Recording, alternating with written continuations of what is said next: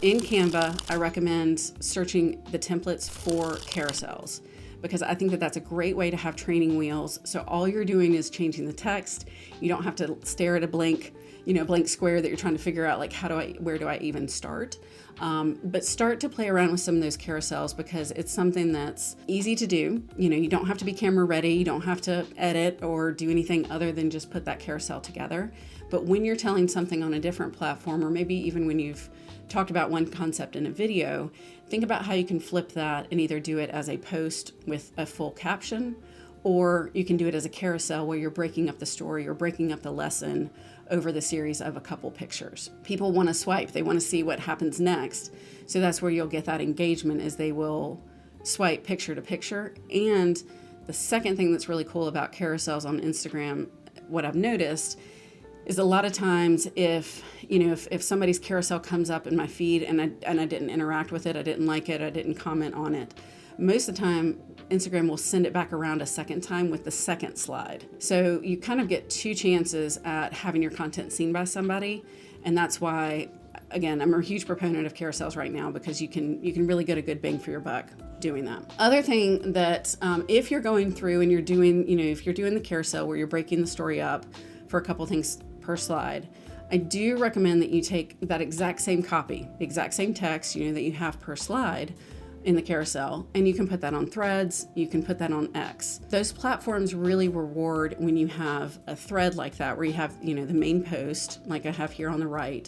So you have the main post, and then you're basically responding to yourself, building that story. And you'll see here it says 1 of 5, 2 of 5, and then 3 of 5. That's saying that there were a total of 5 posts within that one thread. So again, the main comment or the main post, and then a reply, another reply, and then a 5th reply, because it's the same kind of psychology basically as the carousels, which is you're reading the first thing and you're like, okay, I'm vested, I need to know how the story ends.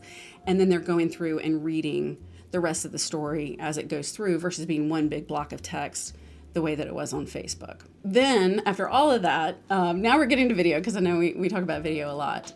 But once you have that main idea, right, that long form Facebook post or that long form YouTube post that you can take the transcript from, once you do that, then you've done a lot of the heavy lifting in terms of what you need to do for a short form video, so for something 30 to 60 seconds, because you can take that long form content, the Facebook post or the transcript, again, put it into AI and say, what are some suggestions of how I could talk about this from a, kind of logical left brain, the figures, the facts, the figures, all that kind of stuff. How can I also talk about this from an emotional standpoint? What about the worry, the concern, the stress, all of that? And you've got, probably for any long form content that you make, I would say you've got at least 2 to 3 short form videos that you can make out of that. You've got a hook, something that you're saying in those first few seconds that pulls somebody in, and then you're telling a snippet of the story, right? So you might not be telling all of the story,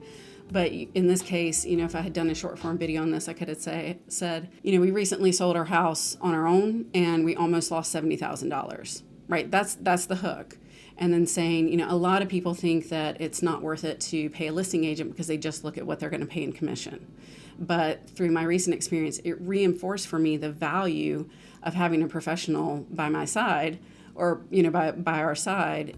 If we didn't have all this knowledge, we could have lost a lot of money. So don't look necessarily at what you're going to spend. Think about what you have the potential to lose without having expert advice.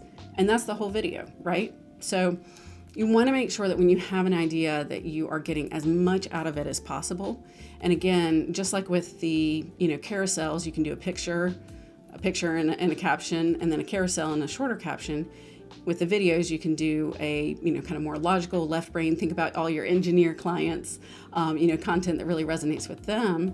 And then also do one that's more just like, hey, human to human, I'm telling you what happened here. Or I'm telling you, what this closing meant for me, or what this meant for my buyer. And we're not saying post all of these all at the same time, right? That's part of the benefit of thinking, what do I want my January content to be? Who am I trying to talk to? Who am I trying to reach? What do they need to know?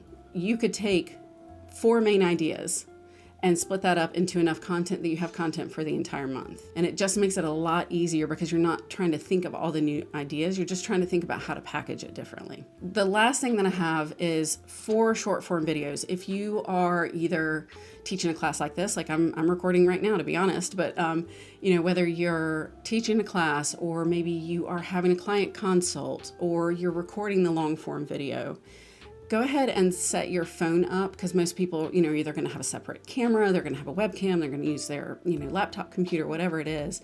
Go ahead and set up your phone kind of at a 45-degree angle.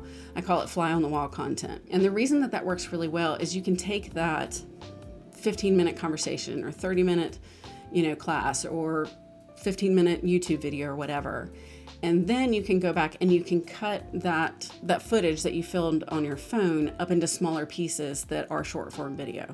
So I like it for a couple reasons. One is I don't have to record anything else, right? It's just so I've already doubled my output because I've got the kind of the horizontal filming for YouTube, and then I've got the vertical filming in my phone that's really meant for Reels, TikToks, etc. And what you can do is you can really then just kind of get sound bites and snippets. So it's sort of like we'll see clips from people on podcasts. You're not getting the whole conversation, but you're just getting that little sound bite or that quick explanation. It's great if you're talking with a client or if you're ever on a podcast and somebody says, hey, when should I get pre-approved, right? You don't have to have your client in the video. We don't want to do that without their permission, but it's very easy to take what you say after, clip that into a video, put some put a title on it, put some text on it that literally asks the question that you've been asked. When should I get pre-approved? And then you've got 30 to 90 seconds maybe giving that initial answer. It's just a little bit of a hack if you are already filming long form content to do that, or if you're already going to be on camera to film yourself. And I think it also helps, just like I was saying, that I think people are kind of going for some of the quiet content, the threads, written long form Facebook, the carousels with text. Ever since the pandemic, we've been on camera so much, and it is great to have meetings like this. But when you have meetings all day long on camera, and then you're getting on social to kind of decompress, having somebody always talking in your face can get a little exhausting, particularly if you're an introvert. We did a class on that last month, but maybe that's just me. But I do find that kind of that fly on the wall content does well because it's kind of like eavesdropping on a valuable conversation. So you're not talking directly at someone like, you need to do this. You're saying, hey, just come alongside me. Let me share with you, what I'm talking about. So that is an easy way to create a good amount of short form videos without having to kind of sit down and film very, very structured, which can be, it can be a lot to ask somebody to do. So the last thing is I just wanted to kind of give y'all a visual of what the concept of repurposing looks like. Is you've got the hub, you've got that main concept or idea.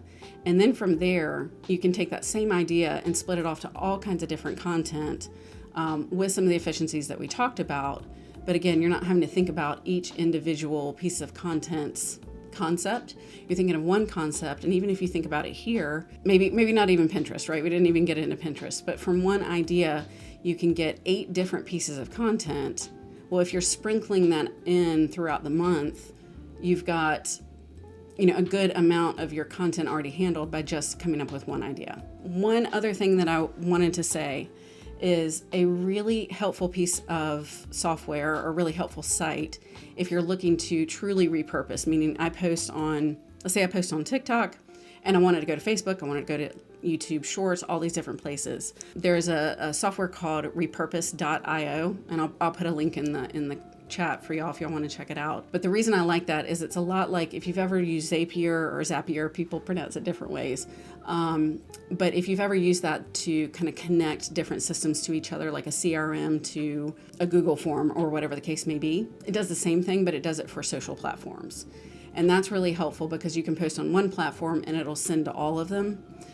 Or you can have it not automatically send, but you can have it where you can go in and you can tweak it a little bit. Maybe you want to change the title. Maybe you want to schedule it for a certain time. You can get more exact with it, or you can just set it on auto. And then that way, at least when you create on one platform for videos, it doesn't do pictures, but at least for video, you can post one time and it'll go to all the different platforms. So that is my pitch for repurposing.